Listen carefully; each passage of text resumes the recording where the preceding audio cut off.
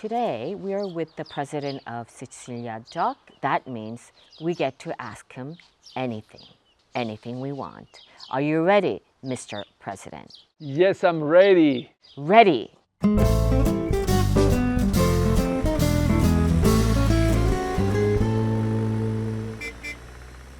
Italian Wine Travel with Stevie Kim. Hello everybody, my name's Stevie Kim and welcome to the Italian Wine Podcast on the road edition. And this week we are traveling through Sicily to get to know better the territory and of course meeting with wine people. Today we are with the President of Sicilia DOC. Give me some general overview of Sicilia DOC. So established in 2011, and the Consortium was founded in June, so first harvest August, September 2012. And then, of course, very important for us in Italy is when the Consortium became to be erga omnes. What does that mean? For foreigners, it's very difficult to understand because we don't have anything similar. Erga omnes, what does that mean? It means that the Consortium got the power to work on all the wines that shows DOC Sicilia on the label, and so the rules are not only for the one that are associated to the Consortium, but to any producer of the appellation. So how many producers are there which are part? And all the producers of Sicily part of this consortium? We got more than 7,000 growers, 530 wineries, so this is really a lot. What are the latest trends with of Sicilian wines at the moment? If you can give me like 5 trends. There's a big trend on white wine right now, and Grillo is performing fantastically well in Italy and abroad, and especially in the United States. We are focusing more on sparkling wine. We are doing a lot of research on Grillo and Catarato sparkling, trying to select the best biotype clones for the sparkling wine. So, as the President of Sicilia DOC, what are the greatest challenges you face today? So we got a lot of consumers that they know Sicilia, they know that it's a fantastic place, we got fantastic food, but most of the time they don't know that we got fantastic wine as well. So we want to use the awareness of the brand Sicilia to promote our wine and to let all consumers of wine in the States drink our fantastic wine.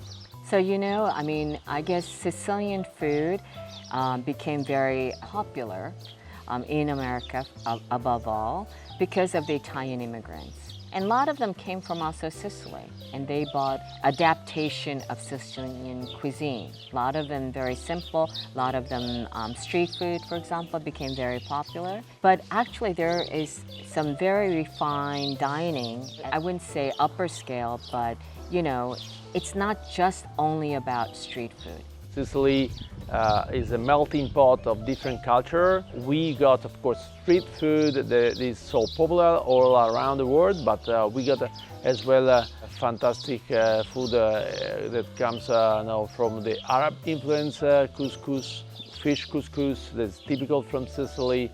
And then we got fantastic dessert as cannolo, cassata, with the ricotta. We got a lot of fish, fantastic red tuna fish, branzino, sea bass, whatever you want from Mediterranean Sea, and of course all the best ingredients for Mediterranean food.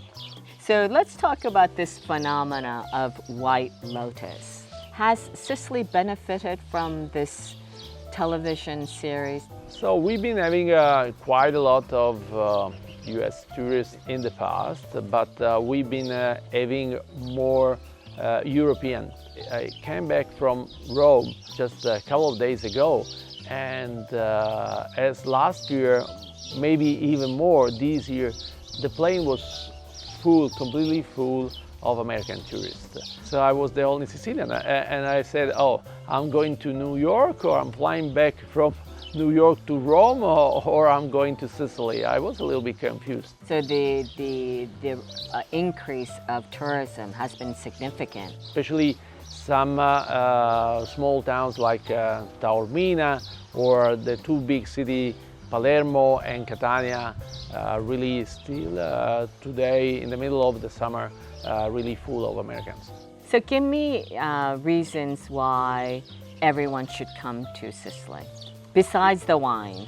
Anyway, it is a continent for the wine, but it's a continent as well for the experience that you can have. We got nice beaches, nice cliff, and then if you go inland, fantastic hills and mountains, volcan city where you can really feel all the different culture, all the different people that has been in Sicily. Small little island, even if it's the biggest in Mediterranean Sea, but a small little island in the middle of Mediterranean Sea with a lot of influence from all over Mediterranean Sea. Okay, so before we go, I would like you to give us a general guideline as to how to pair Italian, Sicilian cuisine, Sicilian dishes with Sicilian wine.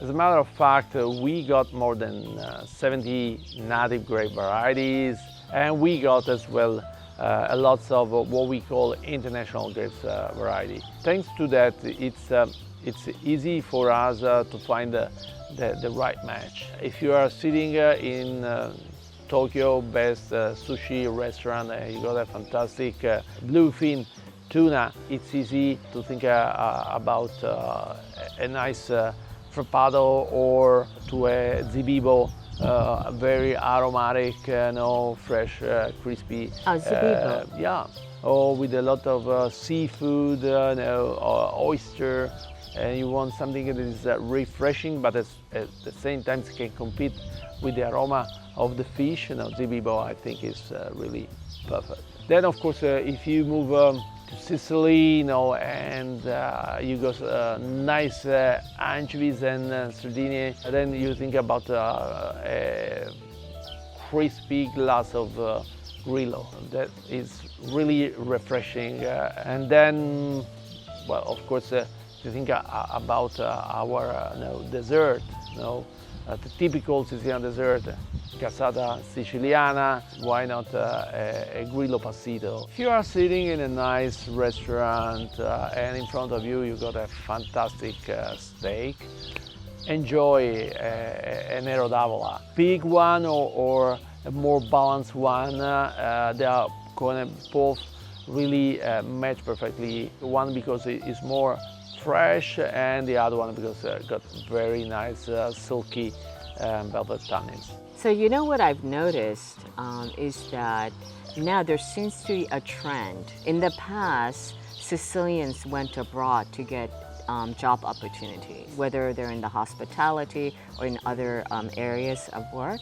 And now a lot of them are with international experiences are coming back, it seems. Is that a correct assumption, or is that just my imagination? No, you're right. There's a lot of young guys that have been studying in Sicily. They're moving maybe for university up north, Milano, Rome, and they had the chance to have experience, start working in the north of Italy or even abroad. And of course, today they got two chances. One to, of course, come back and work for a Sicilian winery or Sicilian whatever kind of business, or even to work from Sicily. If you can work sitting in your nice apartment or villa, looking at the mountains on one side, the sea on the other side, why don't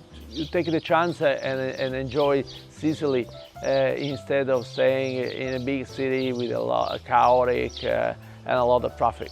Okay, I think this is a good segue to conclude, because President Antonio Rallo just has invited everyone to move to Sicily and work remotely from here to the rest of the world.